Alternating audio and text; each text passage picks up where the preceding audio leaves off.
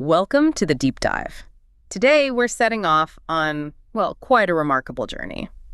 It's a path thousands have walked for centuries, leading, believe it or not, all the way to what the Romans called the end of the world. We are indeed. We're talking about the Camino de Santiago. You might know it as the Way of St. James. Right. And it's not just one single path, which is fascinating. It's this whole network of ancient pilgrimage routes. They all sort of converge at the incredible Cathedral of Santiago de Compostela. That's in Galicia, northwestern Spain. Okay, so our mission for this deep dive is really to unpack this whole phenomenon. We want to look at the history, the struggles, the enduring appeal of it all. Exactly. We'll pull out the key insights, maybe some surprising facts, and those practical bits you'd need to, well, quickly get up to speed on the Camino. Because it's more than just a long walk, isn't it? Oh, absolutely. It's this amazing mix of, like, a spiritual quest for some, a real physical challenge for others, and just this evolving cultural experience. It genuinely offers something different to pretty much everyone who walks it. So let's dig into those ancient roots first. Medieval grandeur, yes, but you mentioned pre-Christian origins. Was it really a path before it was the Camino? That's a great point. Yeah. And yeah, it goes way back. The Camino, well, it sits on top of an even older Roman trade route. Really? A Roman road? It already led west out to Cape Finisterre, which, Romans call Finisterre literally end of the world. Oh. And adding to that ancient vibe, there's this lovely detail. People used to say the Milky Way overhead seemed to point the way. That's a celestial map? Exactly. So the French even nicknamed it Voie lactée. The Milky Way. Okay, so you've got this ancient path, maybe guided by stars. Yeah. When does the Christian element really take hold? The St. James part? Right. So the core belief, the thing that really anchors the Christian Camino, is that the cathedral in Santiago holds the remains of the Apostle James. Okay. Legend says his body was carried by boat all the way from Jerusalem to northern Spain. It's quite a story. And this belief, it led to the way being established, probably early 9th century. And by the 10th century, boom, it's a major medieval Christian pilgrimage. And not just locally popular, I gather, it got bigger recognition. Oh, huge.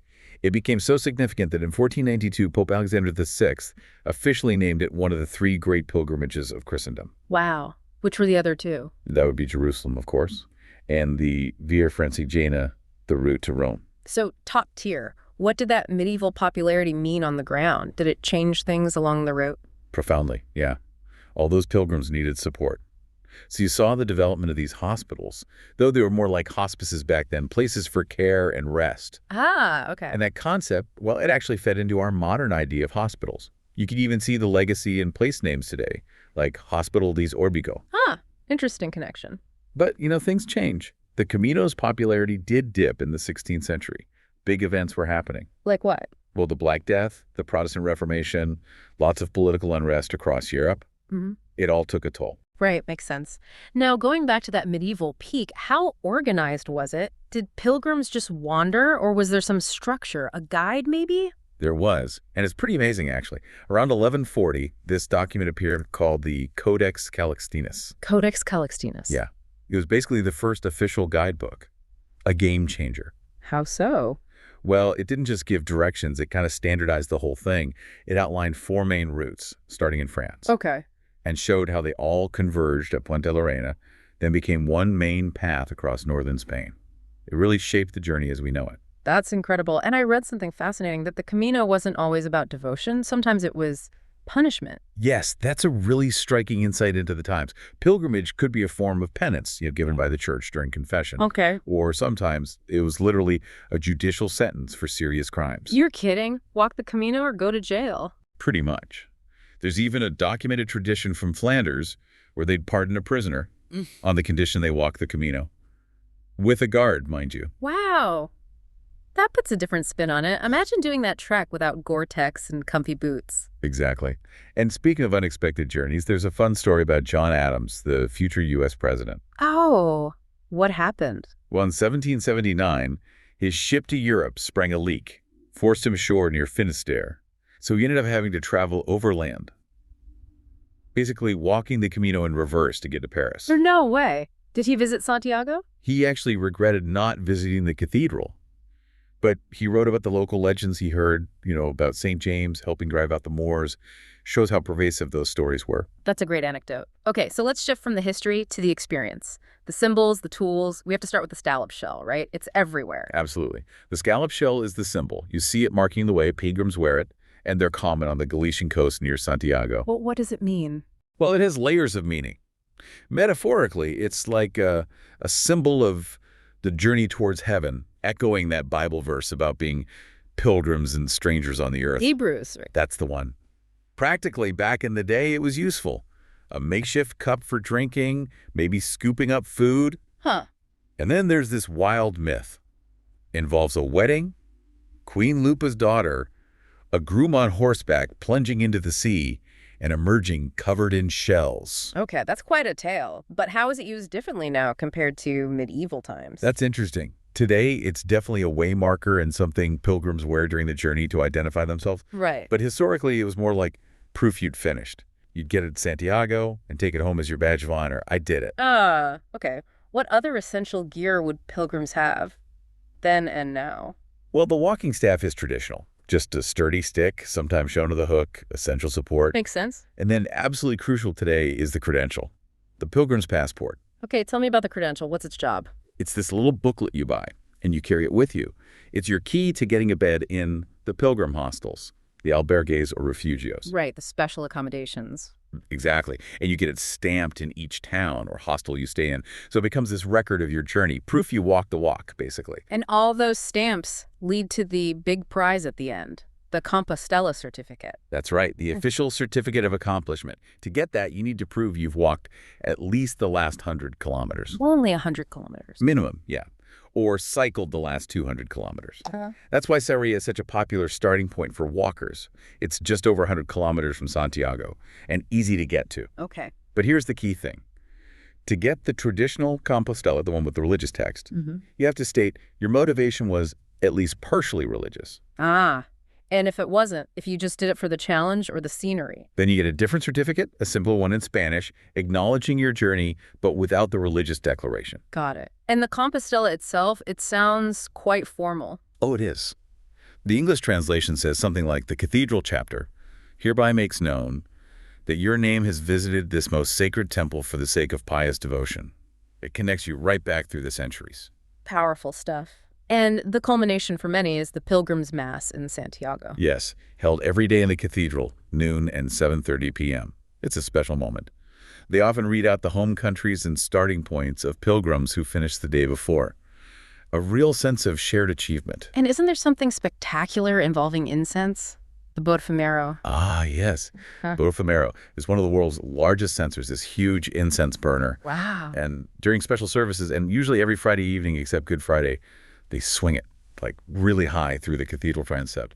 It's absolutely breathtaking, a real spectacle. Okay, need to see that. What about these holy years I hear about? When are they and why are they special? Right, holy years. They happen whenever St. James's Day, which is July 25th, falls on a Sunday. Okay.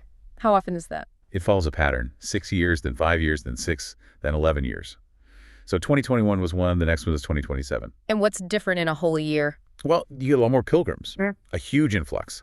And there are special celebrations, more masses. The holy door of the cathedral is opened. It's a particularly significant time to go. Good to know for planning. So that surge in numbers brings us to the modern Camino. Feels huge now, but you mentioned it declined. It wasn't always this popular recently, was it? No, that's a common misconception, that it just kept going steadily. It really didn't. The modern revival, well, mostly happened after the 1950s. There was a book, Walter Starkey's The Road to Santiago, that helped. Right. Spanish government gave some support. But the big boom, the popularity we see now, really kicked off in the 1990s. What happened then? Galicia, the region where Santiago is, they really invested heavily, especially for the 1993 Holy Year. Big advertising campaign. And it worked. And it got some official recognition, too. It did. In 2004, it received the Prince of Asturias Award for Concord, which is a really prestigious Spanish award, acknowledging its cultural and, well, unifying significance. So with all these people walking now, which routes are they taking? Are they still the old medieval ones? Mostly, yes. The Camino Francés, the French way, is still the king.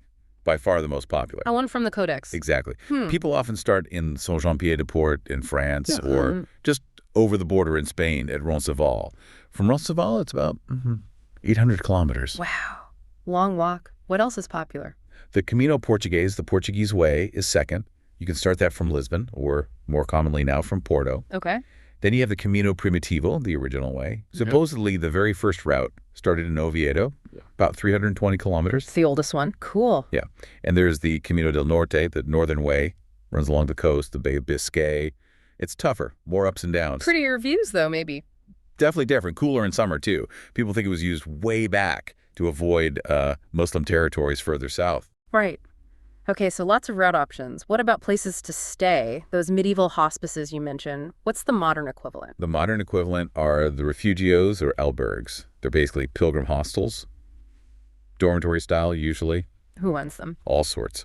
Local parishes, town councils, private owners, pilgrim associations. Some are in amazing buildings, like there's one in the monastery of San Julian de Samos. Staying in a monastery? Yeah. And then there's the really famous one in Santiago itself, right opposite the cathedral. Yeah. The Hostal de los Reyes Católicos. I've heard of that. Isn't it like super fancy now? It is. It's a luxury 5-star hotel today.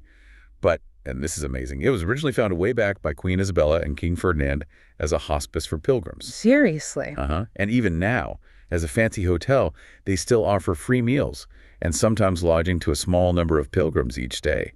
A direct link to his history. That's incredible. Okay, the sheer number of people walking today, over 300,000 a year, you said. It suggests the reasons for walking must be really diverse now. Hugely diverse. That's a key insight into the modern Camino. Yes, spiritual growth, religious faith, those are still major drivers for many. But not the only ones. Not at all. People walk it as a personal retreat, to escape modern life. For the physical challenge, hiking, travel, or just to explore, their relationship with themselves, with nature, with others, maybe with something sacred, whatever that means to them. It's really adaptable. Totally. It shows how this ancient spiritual path can become this powerful way for people today to find meaning or challenge or just space to think. It taps into something fundamental about journey and transformation. Do the stats back that up, the diversity? They really do. Like we said, over 300,000 pilgrims annually since 2017, growing over 10% a year. Wow. And if you look at 2024 numbers, French Way is nearly half, 47%, Portuguese nearly 20%, Spaniards are the biggest group, 44%, but U.S. Americans are second at 8%. And Sarria is the top starting point. By far, for 32%. Because of that 100-kilometer rule, Valença on the Portuguese border and Porto itself are next. Overwhelmingly, people walk 93%, only about 4.6% cycle. And the busiest months are May through September. It's a huge phenomenon, and given its rich story, it's probably popped up in culture quite a bit. Books, movies. Oh, yeah, it definitely left its mark. In literature, you've got Paulo Coelho's The Pilgrimage. Hemingway mentions it in The Sun, Also Rises, Jack Hits Off the Road. Right. And films, too. Right. There's Luis Buñuel's Surreal The Milky Way, and that popular movie The Way with Martin Sheen, directed by Emilio Estevez. Ah, yes, I remember that one. Even travel shows. Like Rick Steves, the BBC did a series called Pilgrimage, following celebrities. It really captures the imagination, doesn't it? It absolutely does. What an incredible journey we've covered today, really. From, possible Roman trade routes guided by stars. Through its medieval peak as this major spiritual highway. To its decline, and then this amazing modern comeback attracting people for all sorts of reasons. Yeah, it's fascinating how it went from being sometimes a required penance, even a legal sentence, right, to now being this deeply personal choice, a chosen retreat, a physical test, a spiritual quest. So thinking about that whole evolution from historical obligation to this modern personal quest. Yeah. What do you think its enduring appeal tells us about, well, us? About the human need for journey, for transformation, especially now in our super fast-paced world? That's the big question, isn't it? Something to ponder. Definitely something for you to mull over. Join us next time for another deep dive.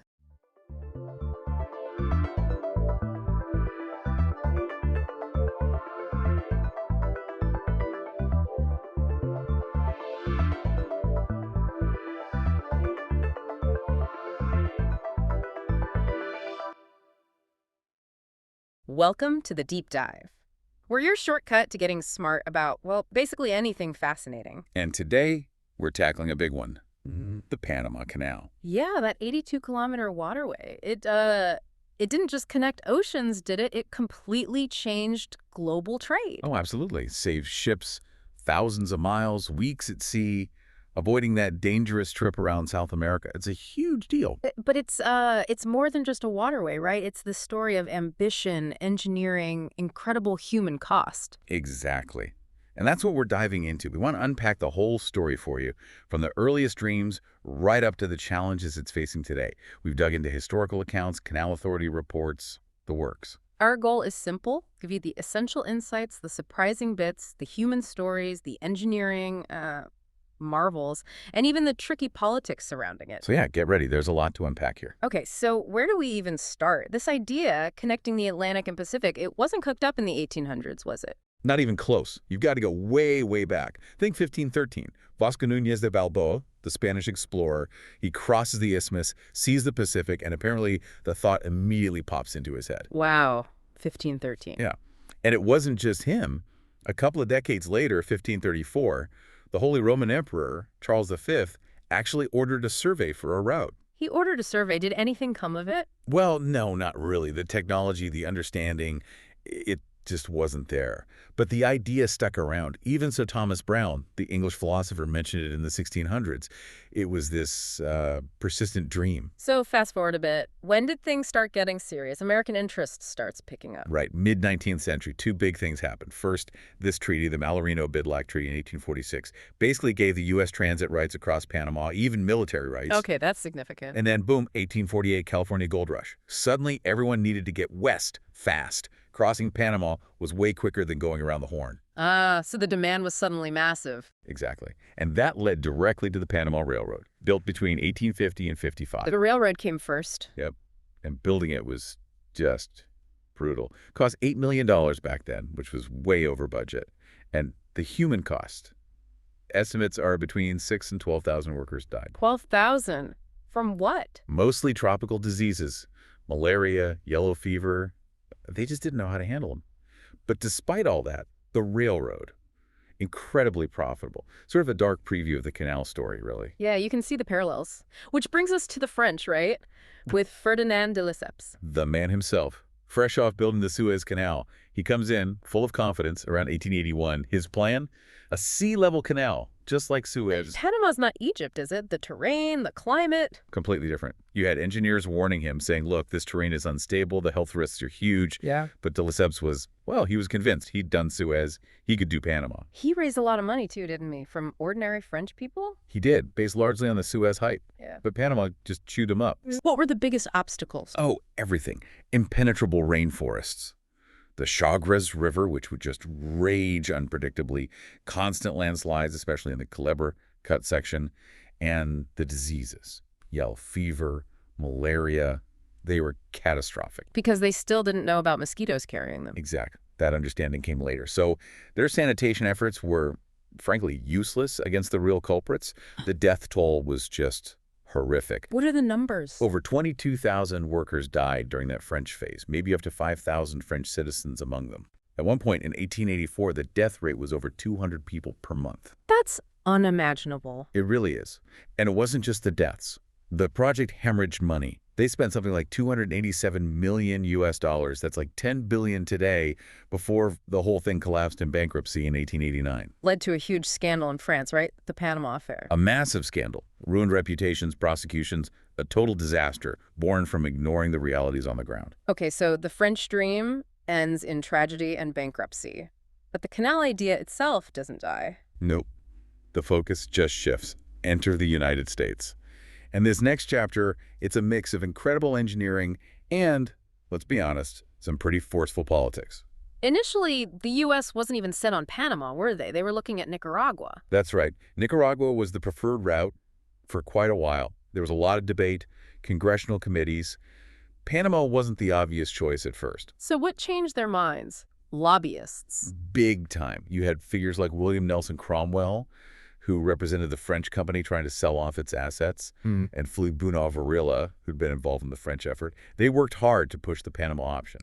And they eventually got the French to lower their asking price for the equipment and excavation work. Exactly. Down to $40 million, which the U.S. Commission finally agreed was reasonable. And then you have Theodore Roosevelt stepping in. He seems pretty central to this whole Panama push. Oh, absolutely. TR was determined. He saw the strategic value. When Colombia, which Panama was part of then, rejected the treaty that would grant the U.S. rights, well, Roosevelt didn't hesitate. This is where it gets controversial, right? Supporting Panamanian independence. Extremely controversial. Roosevelt basically ensured Panama could declare independence in 1903, with U.S. warships conveniently nearby. He later famously boasted, "I took the isthmus." Started the canal, and then left Congress not to debate the canal, but to debate me. Yeah, I've heard that quote. It sums up his approach. But many at the time were outraged. The New York Times called it an act of sordid conquest, a vulgar and mercenary venture. It was classic gunboat diplomacy. Okay, so politics aside for a moment, the U.S. takes over in 1904. They inherit a mess, but they have learned some lessons, haven't they? Especially about health. Crucially, this is where Colonel William C. Gorgas comes in. He understood the brand new science that mosquitoes spread yellow fever and malaria. This was revolutionary thinking at the time. So he wasn't just digging ditches, he was fighting mosquitoes. He waged war on them. City water systems to stop people storing water where mosquitoes bred, fumigation campaigns, draining swamps, screening windows, mosquito nets. It was a massive public health effort. Did everyone buy into it straight away? Not immediately. Some thought Gorgas was, a bit nuts spending all this money on sanitation. But then John Frank Stevens arrived as the new chief engineer, and he threw his full support behind Gorgas. That made all the difference. And it worked. Dramatically. Yellow fever was essentially wiped out in the canal zone. Malaria was drastically reduced. It didn't mean no one died, though. We have to remember that. Right. How many workers died during the U.S. phase? Still around 5,600, mostly West Indian laborers who did the bulk of the heavy, dangerous work. About 350 white Americans also died. So better than the French era, yes, but still a terrible human cost. And Stevens, the chief engineer, he made another huge decision too, didn't he, about the type of canal? Yes. He looked at the French attempts, saw the landslides, saw the Chagres River floods, and he told Roosevelt that a sea-level canal was just, quote, entirely untenable. So locks, that was the answer. That was the pragmatic solution. It meant building huge dams, like the Gatun Dam, which created Gatun Lake, the largest artificial lake in the world at the time. And, of course, building the massive locks themselves. And they brought in massive machinery for this. Oh, yeah. American industrial power unleashed. Over 100 huge steam shovels, extensive railroad networks to haul away the dirt. They excavated vastly more than the French ever did. It was an incredible logistical feat. So when did it all finally come together? The symbolic moment was October 1913. President Woodrow Wilson, sitting in the White House, presses a telegraph key. And blows up the Gamagoa dike. Exactly. Linking the Atlantic and Pacific waters through the Culebra Cut for the first time. The first official ship transit was the SS Ancon on August 15, 1914. And the final bill for the U.S.? Almost $500 million, which in today's money is something like $15.7 billion. A staggering investment. Okay, so it's built, it's open. Let's talk about actually using it. What's the journey like for a ship, say, going from the Atlantic side? All right, so you start in Limon Bay on the Caribbean side. First up are the Gatun locks. It's a three-step system. Lifts the ship up. Yep, lifts it about 27 meters, that's roughly 85 feet, up to the level of Gatun Lake. Then you cross the lake. Exactly. Sail across this huge artificial lake. Then you enter the famous Culebra Cut. That's the narrow channel carved through the mountains, the Continental Divide. You really see the scale of the digging there. And then down the other side. Right. First, the single Pedro Miguel lock, which lowers you a bit into Miraflores Lake. Then the two-step Miraflores locks take you all the way back down to sea level on the Pacific side, exiting near Balboa Harbor. And the weirdest part is the direction, right? Yeah, it messes with your head. Because of how the isthmus twists, you're actually traveling mostly southeast to get from the Atlantic to the Pacific. Crazy. Now, these locks, they obviously limited ship size for a long time. That's where Panamax comes from. Exactly. Panamax refers to the maximum size ship that could fit through those original locks. About 33.5 meters wide, 12.6 meters draft how deep it sits in the water. And ships really pushed those limits, didn't they? You mentioned an anecdote. Oh yeah, the USS Saratoga. an aircraft carrier, back in 1928. Its flight deck was so wide, apparently, it knocked over all the concrete lampposts along the lock walls as it squeezed through. Shows how tight the fit was. So, okay, you squeeze your ship through.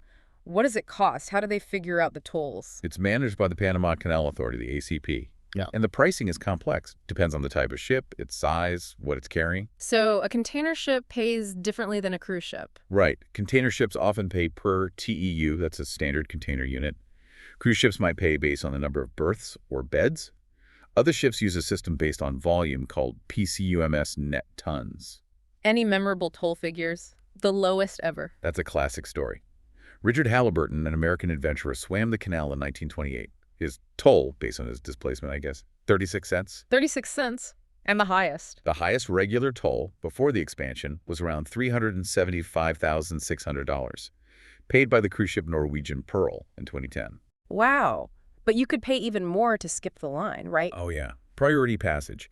In 2006, a tanker called the Aracusa paid an extra $220,300 just to jump a queue of 90 ships. Time is money, I suppose. Definitely. Now, control of the canal itself shifted, didn't it, from the U.S. to Panama? Yes. That was a long and sometimes tense process after World War II. It finally led to the Torrijos-Carter treaties in 1977. Which set the handover date. Exactly.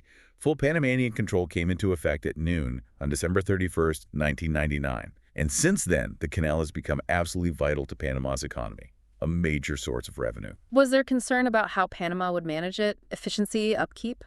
There were definitely some doubts expressed internationally beforehand, but honestly, Panama's done a really good job. Operations have generally improved. How do they measure that? One key metric is canal water's time, or CWT, basically.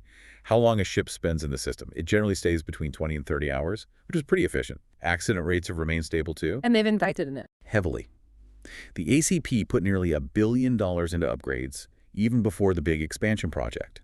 Things like widening the Culebra Cut more, dredging channels, improving the traffic management systems. They've shown real commitment to keeping it modern and efficient. But even with that efficiency, the world changes, right? Ships kept getting bigger. Post-Panamax. Too big for the original locks. Exactly. By around 2011, something like 37% of the world's container ships just couldn't fit. The canal was losing market share for those really big vessels. Expansion wasn't just desirable, it was becoming necessary. Which led to the huge third set of locks project. Massive. It went to a national referendum in Panama in 2006, and almost 80% of voters approved it. A huge national undertaking. Costing. The initial budget was $5.25 billion. The goal was basically to double the canal's capacity. And the new locks are significantly bigger. Oh, yeah. Much longer, wider, deeper. They can handle these Neo-Panamax ships carrying up to maybe 12,000, even 14,000 TEUs, depending on the vessel. What's really clever about them is the water usage, isn't it? That's the genius part. Each lock chamber has these enormous water-saving basins. Alongside it, 3 per chamber, 9 for each whole lock complex. And they recycle the water. They reuse about 60% of the water needed for each transit. So even though the new locks are much bigger and handle larger ships, they actually use about 7% less fresh water per transit than the old locks did. That's incredible engineering, especially given the water issues the canal faces. It really is a vital innovation. These basins are a key example of adapting massive infrastructure to resource constraints. We'll likely see more of this kind of thinking globally. When did the new locks open? June 26, 2016. The first ship through was a big Chinese container ship, fittingly named the Costco Shipping Panama. But the project wasn't without its own problems, Yeah. right? Cost overruns, disputes. Yeah, that's pretty common with mega projects. There's still an ongoing dispute with the construction consortium seeking billions more, claiming unexpected costs. The economics are complex. And despite those water-saving basins, water supply is still a major headache, isn't it? Especially with climate change. It's arguably the biggest challenge now. Gatun Lake relies entirely on rainfall in its watershed, and droughts are hitting harder. How much water does a single transit use? In the old locks, about 200 million liters, or 52 million U.S. gallons, of fresh water was flushed out to sea with each ship going down. The new locks reduce that, but you still need immense amounts of water. And when there's a drought? It's serious. 2019 was one of the driest years on record. And just recently, in late 2023, the water levels got so low, they had to cut the number of daily ship transits drastically from the usual 36 down to just 22 at one point. That must cause huge ripples in global supply chains. Absolutely. Delays, extra costs. Well, It highlights the canal's vulnerability. are there other environmental worries too? Yes. Deforestation around the lake increases soil erosion, which silts up the lake and reduces its storage capacity. You also have concerns about invasive species, hitching rides on ships like the Asian green mussel that showed up, and just general air and water pollution from all that ship traffic. Is Panama trying to address the water shortage directly? They are. The ACP has proposed building a whole new reservoir on the Indio River. It's a huge, potentially $1.6 billion project. What would that achieve? It could provide enough water for maybe 15 extra transits a day, plus supply drinking water for a large chunk of Panama's population. But there's always a but, isn't there? There is. Building it would mean flooding land, displacing around 2,000 people, submerging villages.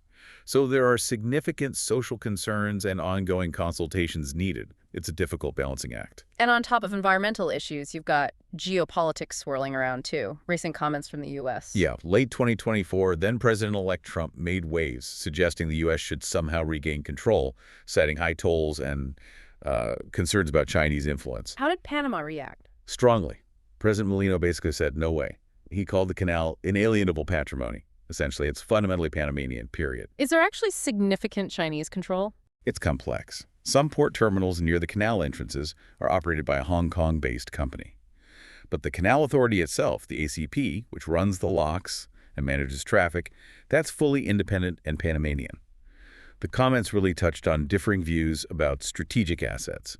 So political noise aside, are there realistic alternative routes challenging Panama? Well, the Nicaragua Canal idea keeps popping up, but it seems mostly stalled, maybe permanently. Too expensive, too environmentally damaging. What about the Arctic, the Northwest Passage? That's becoming more viable as Arctic ice melts due to climate change. For certain routes, especially Asia to the U.S. East Coast or Europe, it could eventually offer a shorter path, bypassing Panama entirely. Still faces challenges, but it's one to watch. And closer by, Mexico's building something? Yeah, the Interoceanic Corridor. It's basically a rail line across the narrow isthmus of Tehuantepec. The idea is to offload cargo, zip it across by train in maybe 6 hours, then reload it onto another ship. Faster than the canal transit time. Potentially, for the crossing itself. And it's closer to the U.S. Gulf Coast.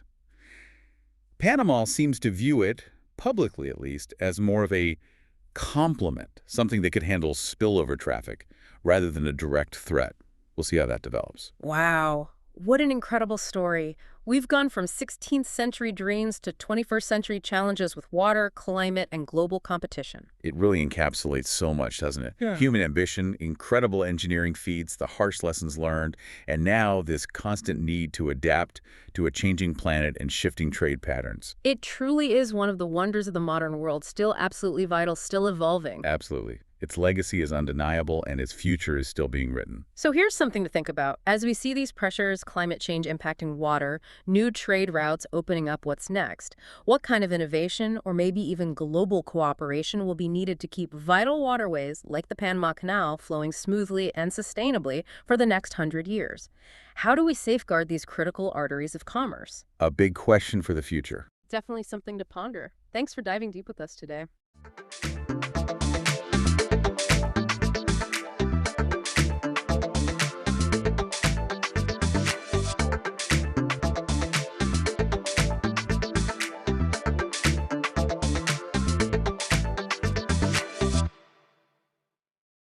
Welcome, curious minds, to the deep dive. Today we're taking a shortcut, really, to becoming truly well-informed about a text that has fascinated, inspired, and challenged people for nearly 2 centuries now. It really has. You've shared some incredible source material with us, articles, research notes, and our mission, as always, is to extract the most important nuggets of knowledge and insight for you. And we're diving into the Book of Mormon today. Exactly. The Book of Mormon. It's a religious text absolutely central to the Latter-day Saint movement, often called the keystone of the religion by many of its adherents. Indeed. It's one of the earliest, and you could say most unique writings of the Latter-day Saint movement, first published way back in 1830 by Joseph Smith. Right. And, denominations typically regard it as scripture, a record of God's dealings with ancient inhabitants of the Americas. So, quite a claim. Definitely. Our deep dive today will try to unravel its fascinating origins, explore its unique content and core teachings. We'll examine its profound religious significance, delve into the ongoing debates about its historicity, which are quite lively, I bet. and place it within its broader historical context. There's a lot there. Okay, sounds like a comprehensive look. So if you're ready to peel back the layers of this captivating text, maybe grab a coffee. Let's unpack this.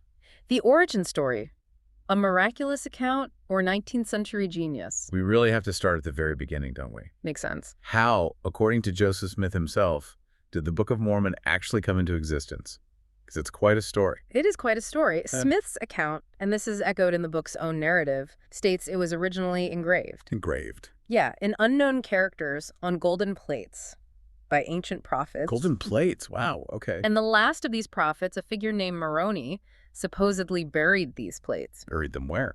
In what is now Manchester, New York.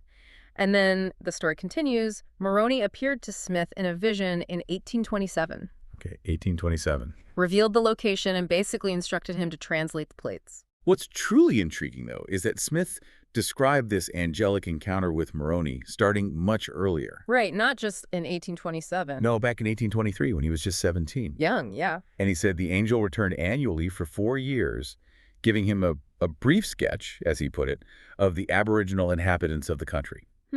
Building up the context. Exactly, before finally allowing him to take the plates in 1827 with his wife, Emma Hale Smith. And the translation process itself, Smith and his contemporaries describe it as these dictation sessions. Dictation, okay. Happening between 1828 and 1829. And it was remarkably rapid. How rapid? Well, the estimates are between 53 and 74 actual working days total. That's incredibly fast for a book that size. It is. And Smith publicly maintained he translated it by a miraculous gift from God. But how did that dictation actually work? You mentioned the accounts vary. They do, and that's fascinating in itself.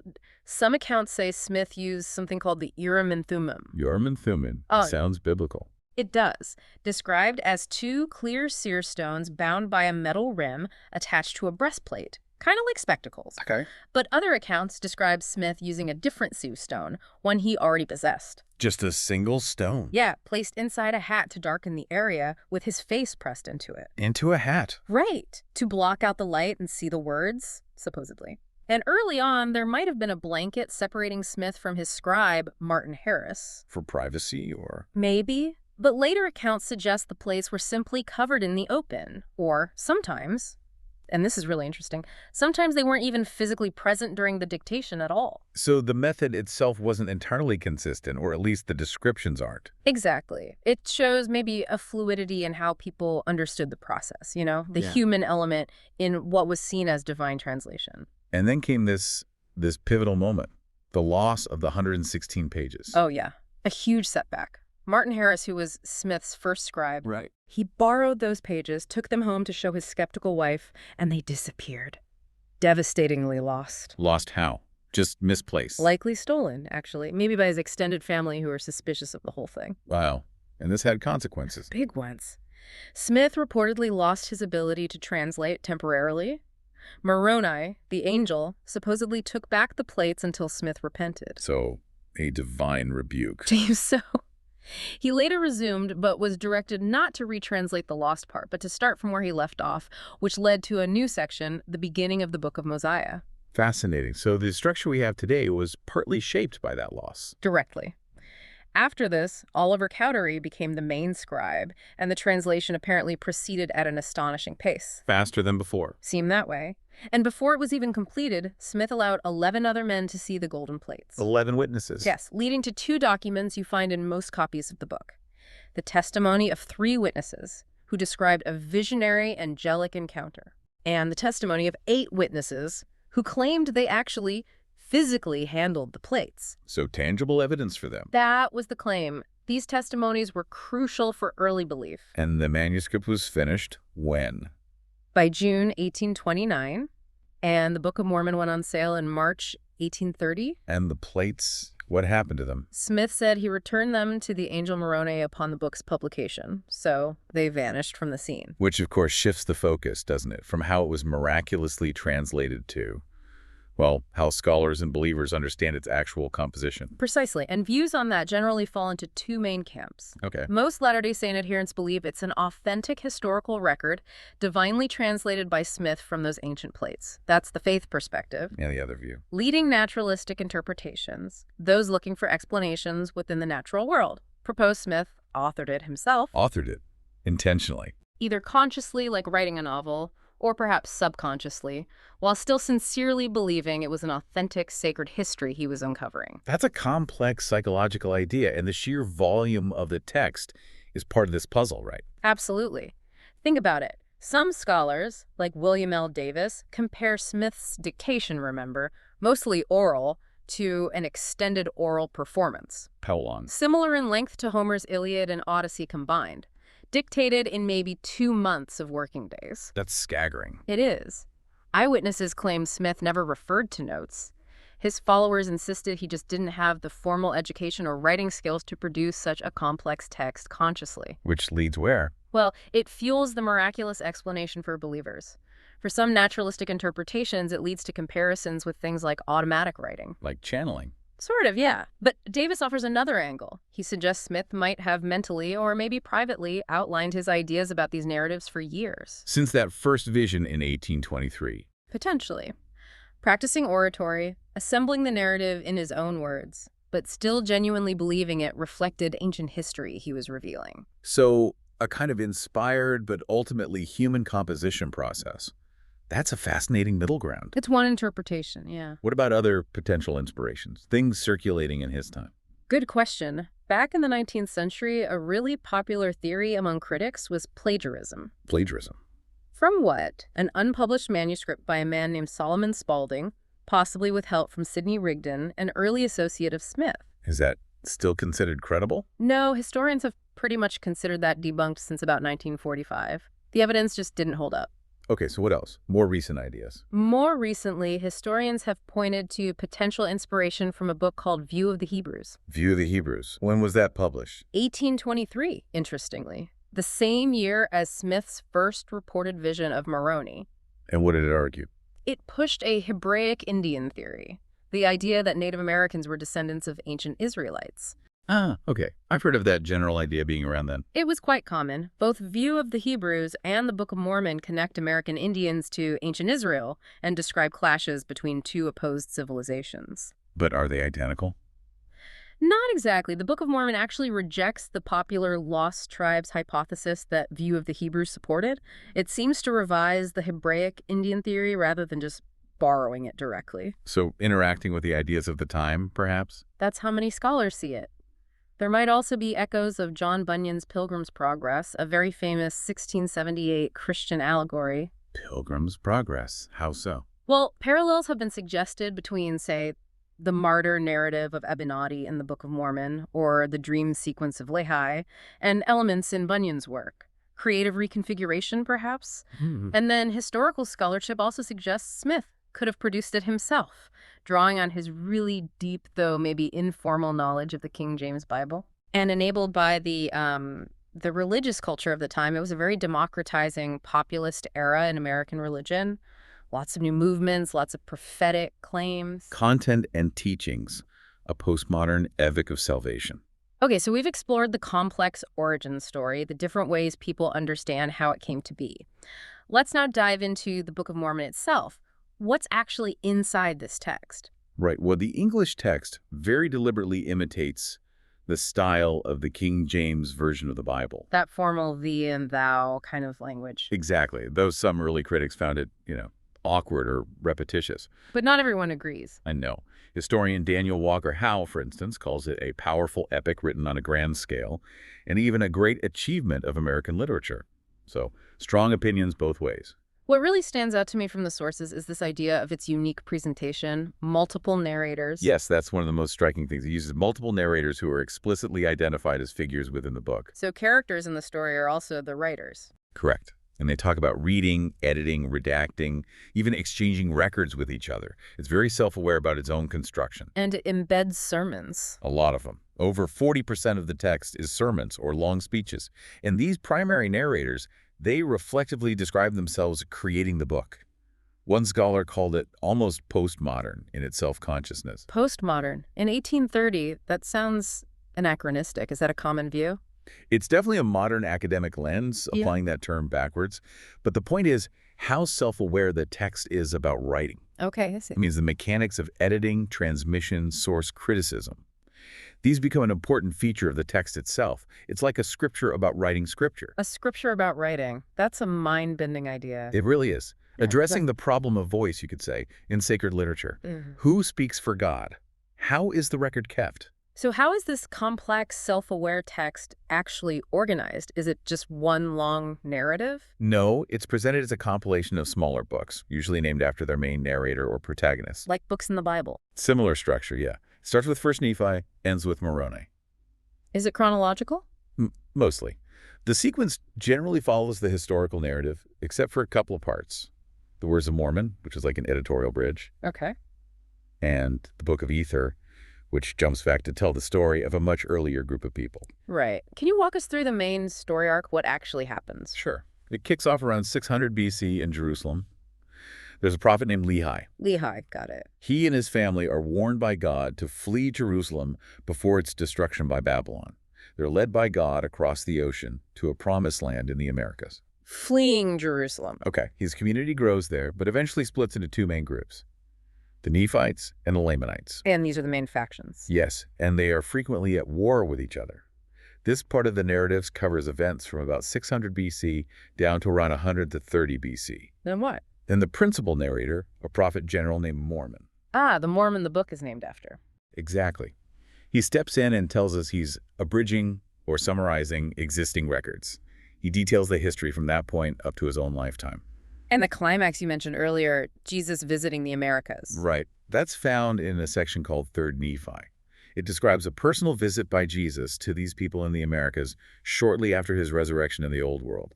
It's the spiritual high point. Wow. What happens after Jesus' visit? Well, after this visit, the Nephites and Lamanites actually unite. They live in a harmonious, almost utopian society for several generations. Golden Age. For a time. But eventually they break into warring factions again. Pride, dissent, the usual problems. And this leads to? The eventual destruction of the Nephite civilization. Mormon, the abridger, lives during this final brutal war. His son, Moroni. The same Moroni who later appeared as an angel. The very same. He finishes his father Mormon's record after Mormon's death in battle. And there's that earlier story too, the Book of Ether. Yes. Before Moroni finishes his own writings, he inserts this abridged record of the Jaredites. Who were they? An even earlier group, led by Jared and his brother, who supposedly traveled from the Tower of Babel. Tower of Babel. Way back. Way back. They also came to the Americas, established a great civilization, which also eventually collapsed due to wickedness and internal conflict. A recurring theme. Seems like it. Then the narrative returns to Moroni's present, probably the early 400s AD. He adds his final words, seals up the record, and buries the plates. Where Joseph Smith would later be directed to find them. That's the narrative connection, yes. Okay, that's the story. Now, what about the core teachings? What are the main doctrinal points? Well, the central purpose, stated right on the title page, is crystal clear. The convincing of the Jew and Gentile that Jesus is the Christ, the eternal God, manifesting himself unto all nations. So very Christ-centered. Absolutely. Prophets throughout the book, even centuries before his birth, have visions of Jesus, preach about his coming, his mission, his atonement. It depicts these ancient people as essentially pre-Christian Christians. Pre-Christian Christians. That's an interesting concept. It is. By showing ancient peoples in the Americas already familiar with Jesus, the book sort of universalizes Christian salvation. How so? It suggests salvation through Christ isn't limited by time or geography.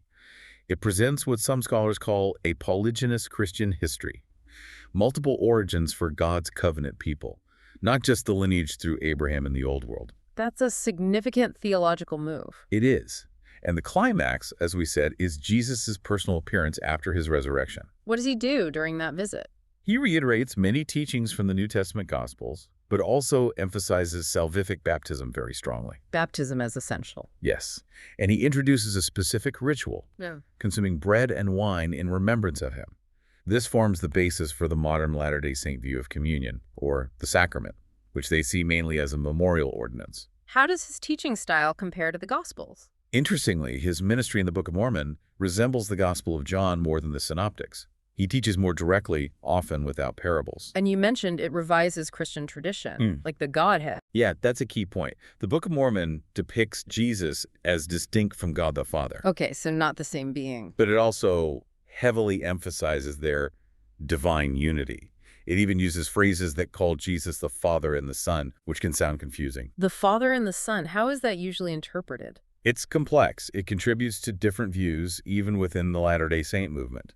The main LDS Church holds a view of social Trinitarianism, Father, Son, Holy Spirit, as distinct divine beings, perfectly united in purpose. Okay. Whereas the Community of Christ, the second largest denomination, holds a more traditional Trinitarian view, closer to mainstream Christianity, three persons in one God. So the text allows for different interpretations there. What about the plan of salvation? You hear that term a lot. Absolutely. It's a major recurring theme. While the Bible doesn't lay out a single plan quite so explicitly. Right, it's more woven through. The Book of Mormon refers to the concept directly about 30 times. Uses terms like plan of happiness, plan of redemption. And what does this plan entail according to the book? It basically describes mortal life as a test, a probationary period to learn and live the gospel. Jesus' atonement is central. It makes repentance possible and opens the way back to God, to a heavenly state. And you mentioned a unique view of the fall of Adam and Eve. Yes. This is quite distinctive. Unlike most traditional Christianity, which sees the fall as primarily a tragedy, a negative. Right, the source of sin. The Book of Mormon portrays Adam and Eve's fall as a foreordained and necessary step in God's plan. Necessary? How? It argues the fall was crucial for human agency, the ability to choose between good and evil. It brought mortality, the possibility of having children, experiencing opposition, and even finding joy through physical experience. It puts a strong emphasis on human freedom and responsibility. That's a profoundly different perspective on a foundational story. It really shifts the emphasis. Another unique teaching is what scholars call dialogic revelation. Dialogic, meaning like a dialogue. Exactly. Revelation from God often appears literally as a conversation. God is depicted as an anthropomorphic being, a person you can talk to, who provides direct answers to specific questions. Not just impressions or feelings. Sometimes, but often direct answers. And it sort of democratizes revelation. It shows it as a potential experience for everyone, not just the top prophets. So ordinary people in the book ask God questions. All the time. Figures petition God for answers on doctrine, personal crises, where to hunt, military strategy. It's shown as an active process, sometimes even a laborious one, wrestling for an answer. That's a very different model of prayer and revelation than some traditions. It is. More immediate, more conversational. Okay, so moving beyond pure theology, how does the text engage with broader social themes, particularly things like race and societal critique, especially given its 19th century American origins? This is where it gets really potent, especially in its prophecies about the future, its eschatological content. Okay. Scholars argue it leans toward a theology of native and or non-white liberation. Liberation. Its prophecies describe the Gentiles, often interpreted by early Latter-day Saints as white people of European descent, conquering the indigenous Americans, who are identified as descendants of the Lamanites in the book. Okay, reflecting the historical reality of colonization. Yes, but only as a prelude to the revival and resurgence of these indigenous peoples. They are prophesied to become a God-empowered people, who will eventually become the true leaders of the American continent, building a new utopia called Zion. So a future where indigenous people lead. That's the prophecy. White Gentiles are given a chance to repent and join this indigenous remnant in building Zion. And if they don't? If they fail, the book foretells a kind of apocalyptic reversal. Native Americans, empowered by God, will essentially destroy the ungodly white American society and replace it with this righteous Zionic society. That's a really radical prophecy, especially for that time. And you said Jesus himself delivers this. That specific prophecy about the potential destruction of the Gentiles is attributed to Jesus during his visit in 3rd Nephi. It's quite stark. Wow. And beyond prophecy, does the narrative itself critique racism? Some scholars argue its formal logic does exactly that. It critiques the racism and white supremacy that were just rampant in antebellum America. How does the story do that? Well, the narrators are Nephites, generally portrayed as lighter-skinned or white and delightsome at various points, though that's complex. Their repeated failure to repent of their prejudice against the Lamanites, often described as having a skin of blackness placed upon them as a curse. Okay. This prejudice leads to oppressive social systems and ultimately contributes to the Nephites' own downfall.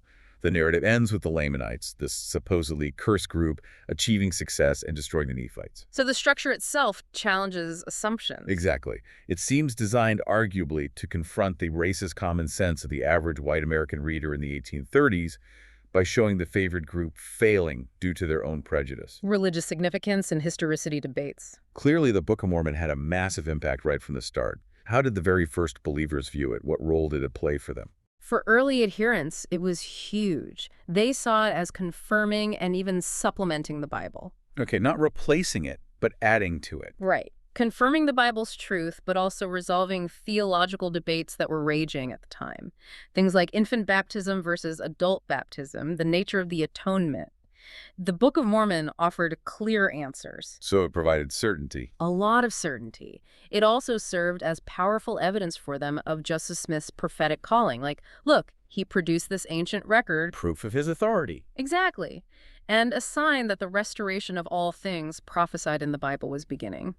Early converts really used it, too, in their personal devotions. They'd reference passages by page number, weave its phrases into their letters and journals. It became part of their language. And Joseph Smith himself, you mentioned he called it the keystone. He did in 1841. He called it the most correct of any book on earth and the keystone of our religion. High praise. Did he preach from it often? Interestingly, less often than he preached from the Bible, according to records, but he clearly saw it as foundational. And how does the main LDS Church view it today, the largest group? They accept it as one of their 4 core sacred texts, the standard works.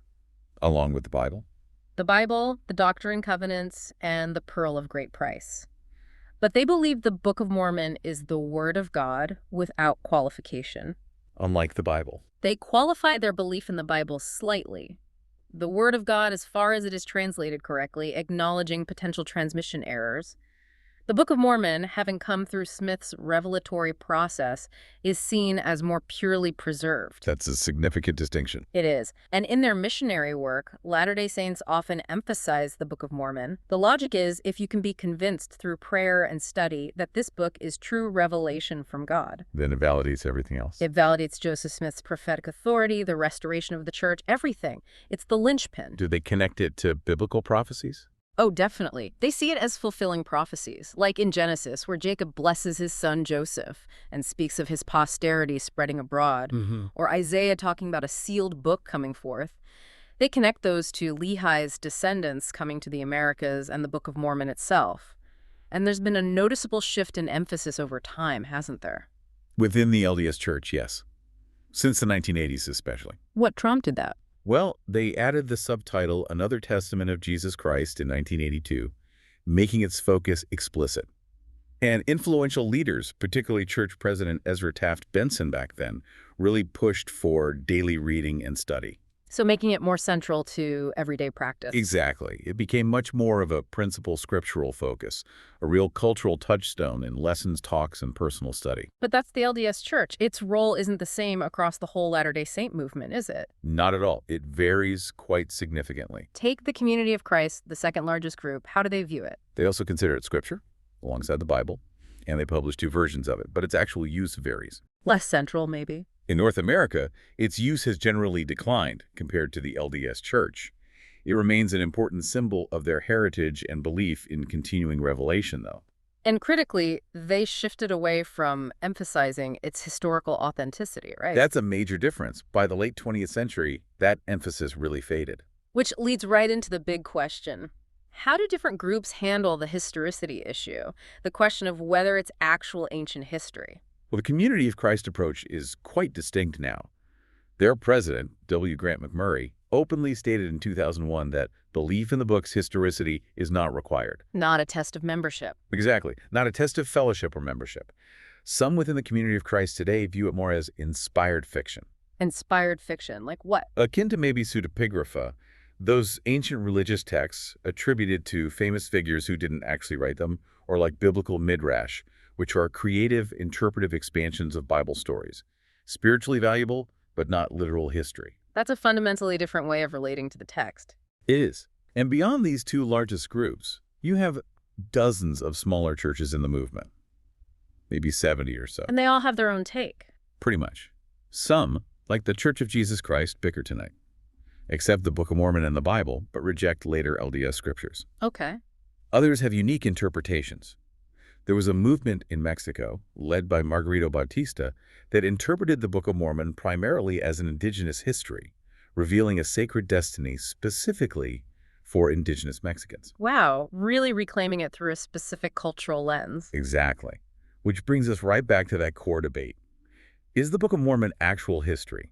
What does the mainstream academic world say?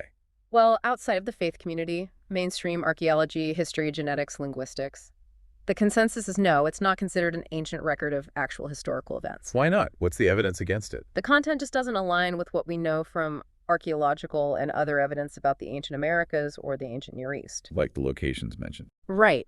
There's no accepted correlation between places named in the Book of Mormon, like Zarahemla or Nephi, and any known archaeological sites in the Americas.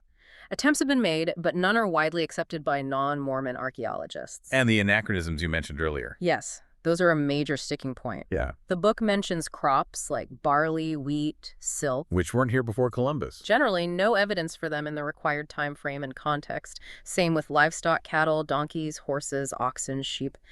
And technologies like brass, steel, wheels, chariots. Again, little or no pre-Columbian evidence for their use in the way the book describes. That seems like a pretty significant list. It is. And then there's genetics. Right, the DNA evidence. Until fairly recently, maybe the late 20th century, many believers assumed the Book of Mormon peoples were the sole ancestors, or at least the primary ancestors, of all indigenous Americans. Okay. But DNA studies overwhelmingly show Native American ancestry traces back to Asia, not the Near East. There's no detectable Near Eastern component matching the Book of Mormon narrative. How did the LDS Church respond to that? They revised the introduction to the Book of Mormon. It used to say the Lamanites were the principal ancestors of the American Indians.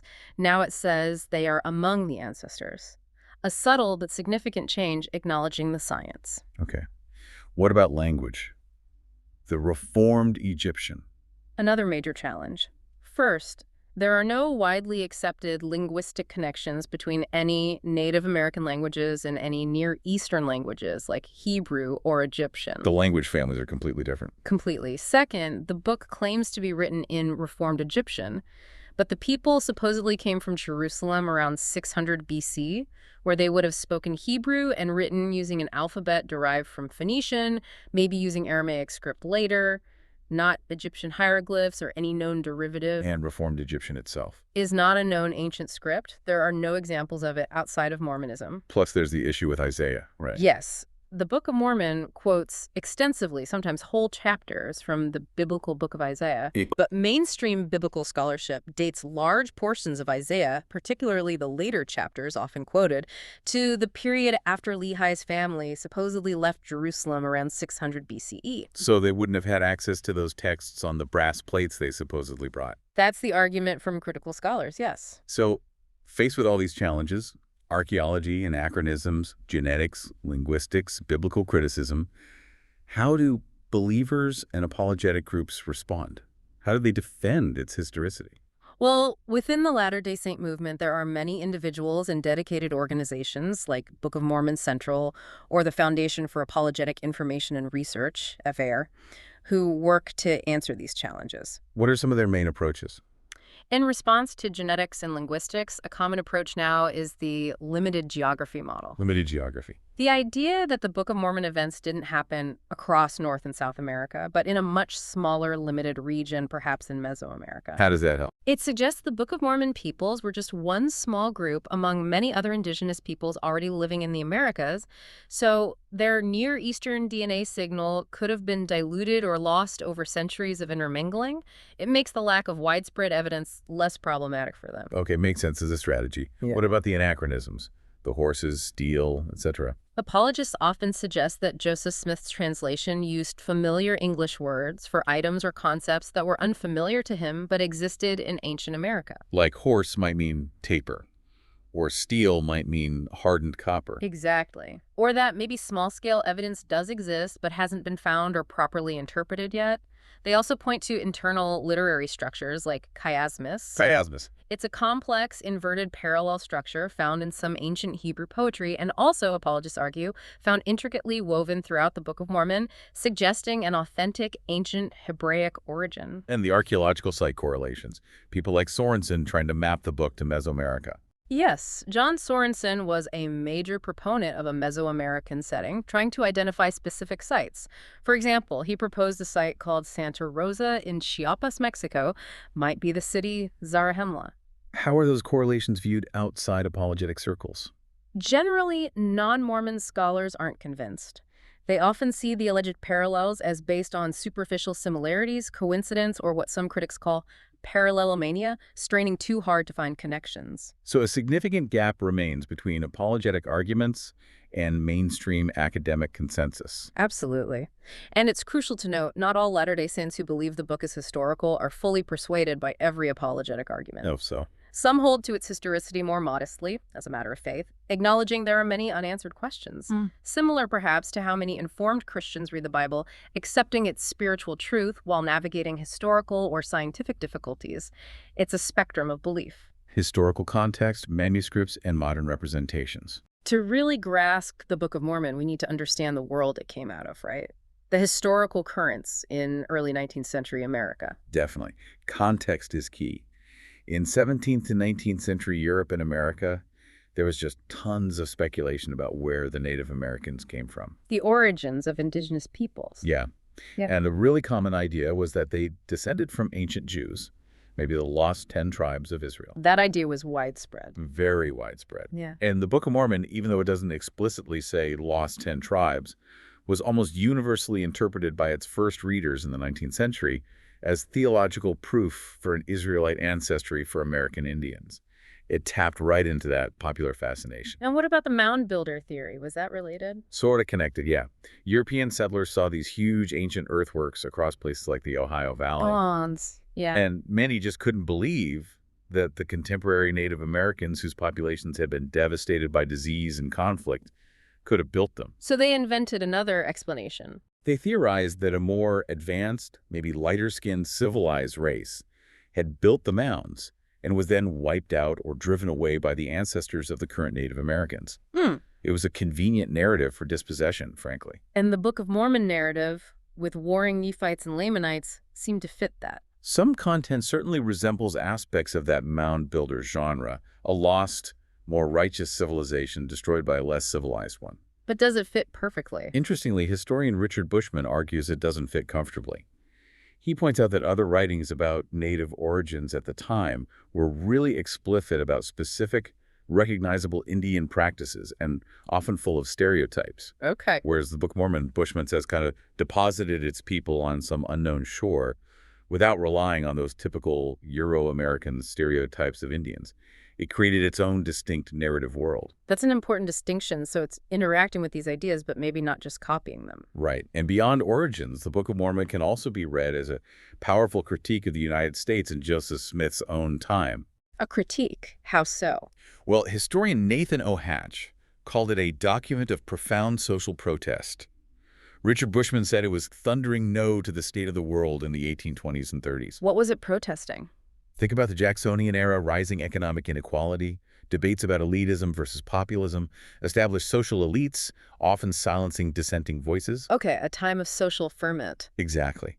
And the Book of Mormon repeatedly condemns wealth accumulated by elites, criticizes pride and social hierarchies, and pushes back against social norms that stifled criticism of the nation or its leaders. It resonated with people feeling marginalized. So a reflection and a critique of its time. Fascinating. Let's turn now to the physical objects. The manuscripts. What do we know about them? We know Joseph Smith dictated the text to several scribes. As we mentioned, it was fast, 57 to 63 working days, spread over about 13 months. And this resulted in manuscripts. 3 main ones. First, there was the original manuscript, the pages the scribes physically wrote down as Smith dictated. The very first copy. Does it still exist? Mostly no, unfortunately. It was placed in the cornerstone of a building in Nauvoo, Illinois, in the 1840s, and sealed up for nearly 40 years. Oh no, what happened? Water seepage and mold. When it was recovered, much of it was damaged or destroyed. Only about 28% of the text survives today from that original manuscript. Wow, what a loss. So what's the next manuscript? The second is the printer's manuscript. This was a careful, handwritten copy made from the original manuscript. Why make a copy? This specifically to take to the printer, E.B. Grandin, to set the type for the first 1830 edition. They didn't want to risk the precious original manuscript at the print shop. Smart move, given what happened to the original later. Does the printer's manuscript survive? Yes, almost entirely intact. It includes some initial copy editing marks and later additions like paragraphing and punctuation. Then who has it now? It was owned by the Community of Christ for many years, but they sold it to the LDS Church in 2017. For how much? The reported price was $35 million, making it likely the most expensive manuscript ever sold. It's now the earliest surviving complete copy of the Book of Mormon text. Incredible. And there was a third manuscript.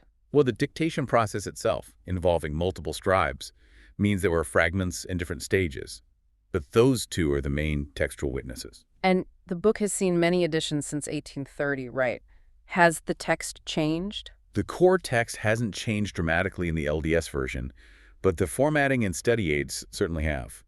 The original 1830 edition had no verses, just long paragraphs. Like a novel. Pretty much. Later LDS editions added numbered paragraphs in 1852. Then Orson Pratt in 1879 introduced shorter chapters, the verse system we see today, and footnotes. Making it look more like the Bible. Exactly. The 1920 edition introduced double columns, and the 1981 edition, still standard for the LDS Church, added new chapter summaries, cross-references to other scriptures, and other study helps. And the Community of Christ, they publish their own editions too. Yes. They've undertaken revisions based on comparing editions back to the printer's manuscript. They've also worked to modernize some language. Modernize? How? Their 1966 New Authorized Version notably omitted many instances of the phrase, "and it came to pass," which occurs hundreds of times in the original. Really? Just took it out. To improve readability, yes. A pretty bold editorial choice, reflecting their different approach to the text. Definitely shows different philosophies. And the translation reached today? It's massive. Yeah. The Latter-day Saints version has been fully or partially translated into at least 112 languages. Wow. How many copies are out there? As of 2020, the LDS Church reported over 192 million copies published worldwide, so its global footprint is enormous. Finally, how has this book been represented in media? Art, film, even theater? It's inspired visual art right from the early days of the movement. There are thousands of documented paintings, illustrations, sculptures depicting its scenes and characters. What about film? The LDS Church itself has produced films, like The Testaments of One Fold and One Shepherd, which was a big production shown in Salt Lake City back in 2000. And more recently, they've been releasing a series of live-action Book of Mormon videos online since 2019, adapting the scripture chapter by chapter. Are there independent films too? Yes, there have been some independent efforts like the Book of Mormon movie, Volume 1, The Journey back in 2003, though it wasn't a huge commercial success. And then there's The Elephant in the Room, the Broadway musical? Yes. The Book of Mormon musical, premiered in 2011, created by the South Park guys and Robert Lopez. Hugely successful, won 9 Tony Awards. But it's satire, right? It doesn't actually tell the story from the Book of Mormon. Correct. It's an original story about 2 young Latter-day Saint missionaries sent to Uganda. It uses the religion and the book as a backdrop for comedy and social commentary, often very irreverently. It's probably the most widely known pop culture representation of Mormonism today, for better or worse. Outro. Wow. What a deep dive that was. We've covered so much ground. From Joseph Smith's initial visions, those very kind of mysterious dictation methods. Right. The seer stones, the hat. Yeah. Through the book's really complex narrative structure, it's surprising theological ideas like the positive view of the fall. Right up to the modern day debates about historicity, the DNA, the archaeology, and its undeniable cultural impact. It's fascinating how this single text holds such profound religious meaning for millions. It really is a keystone for some, shaping their entire worldview. While others, even within the broader movement, approach it very differently, questioning its historical claims but maybe finding other value in it. Exactly. And we've seen how it reflects the specific concerns and ideas of 19th century America, the theories about Native American origins, the social anxieties. Yeah. Yet it also offers what many, including scholars, see as a potentially radical critique of society, especially concerning race and economic inequality. It's got layers. You know, listening to all this, the story of the Book of Mormon seems almost as compelling as the stories in it. It's this testament to the power of belief, the complexities of interpretation. Absolutely. And just how narratives, whether people believe they're divinely revealed or humanly crafted, or maybe some combination, can shape entire movements and impact millions of lives across generations. And if we connect this to the bigger picture, thinking about our whole conversation, it really raises a fundamental question for anyone engaging with texts, especially sacred ones, doesn't it? What question is that? How much does, or maybe how much should, our understanding of a text's origin story affect its power and meaning for us today? Like, does knowing about the translation debates or the historicity arguments change how one reads it? Right. Is the truth of a text primarily found in its verifiable historical accuracy? Or is it found more in its spiritual insights, its ethical challenges, its ability to inspire action or offer comfort, regardless of its origins? Where does meaning ultimately reside? That's definitely something to ponder long after our deep dive ends. Thank you so much for joining us on this exploration today. Thank you. It was fascinating to discuss.